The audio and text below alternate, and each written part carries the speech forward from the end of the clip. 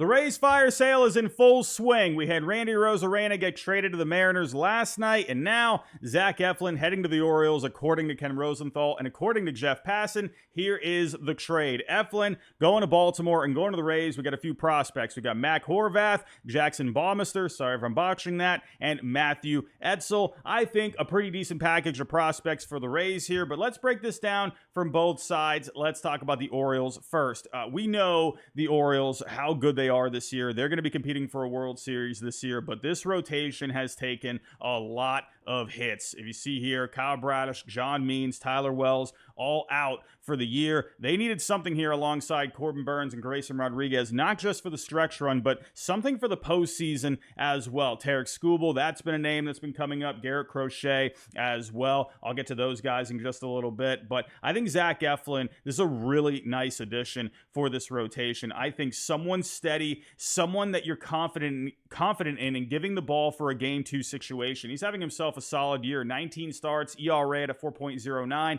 FIP a little bit lower at a 3.65. But what I like about Eflin, he's going to be a strike throwing machine. He's second in walks per 9 this year, only behind George Kirby, but he's still going to be getting guys to chase quite a bit. He's in the 87th percentile for chase percentage. He limits the exit velocity pretty well. As you can see here, 99th percentile in walk percentage. He limits the barrels. I really like this addition for the Orioles. I think it's a solid pickup. I was wondering where Eflin was going to go. I was thinking any team that gets Eflin, you're going to be getting a very steady guy here. I like this for the Orioles. Now, let's talk about it from the Rays' point of view. Now, you might be thinking, who are these prospects here? So, Mac Horvath, this is the highest ranked prospect in this trade, number 10 overall in the Orioles system. This is a guy that fits the Rays profile exactly. Power upside and some speed. Very athletic, as you can see here. Has a 60 run tool, and on the year so far, he's got 41 stolen bases between high A and double A, but he's going to come with some power upside as well. Has a 55 power tool. He hit really well at North Carolina in college. I'm excited about this piece going back to Tampa Bay. We got a couple of more pieces in here. We got Jackson Baumister. Fits that profile the Rays like.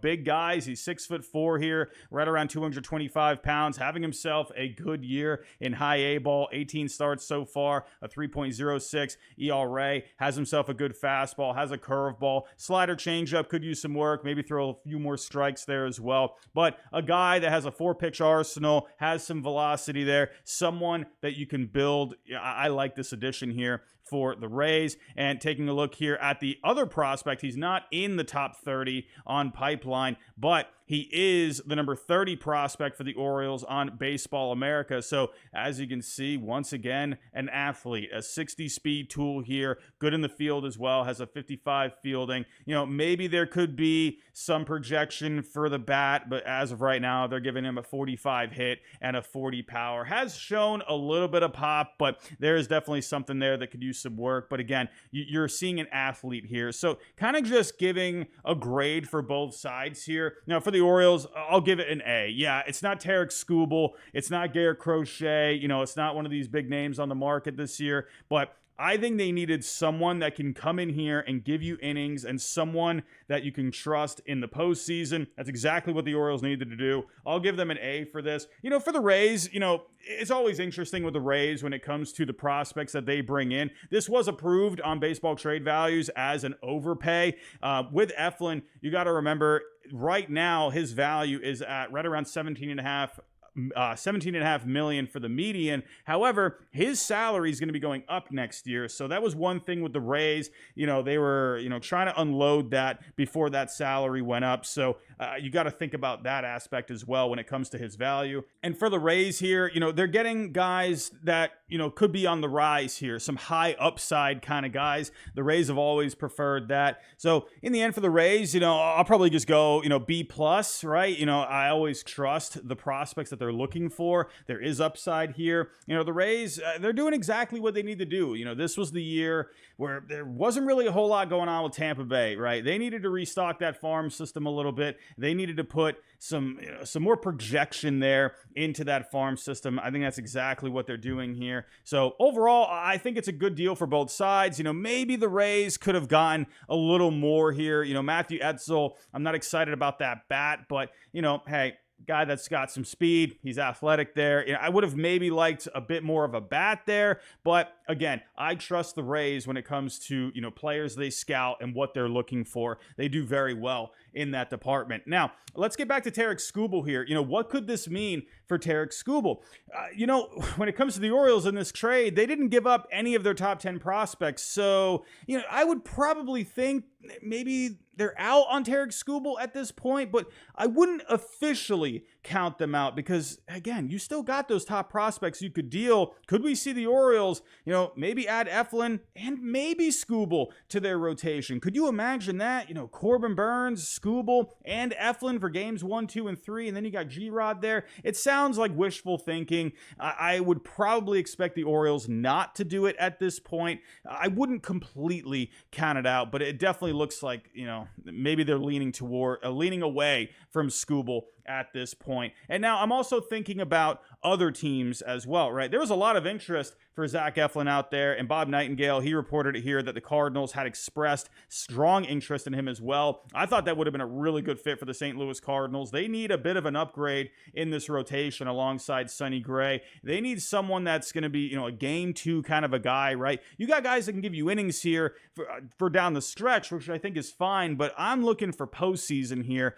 Sonny Gray and Eflin, I thought would have been a really nice 1-2 punch there. We'll see what the Cardinals end up doing here. We got some other teams that are still looking for starting pitching. The Houston Astros could absolutely use some more starting pitching there. They are going to be getting Lance McCullers Jr. back. Verlander will be back eventually, but they need some more depth there. Let's see what the Astros end up doing. The Brewers, even after adding Aaron Savali, I still think they need to add something here. We got my Red Sox, right? My Red Sox, they did just add James Paxton.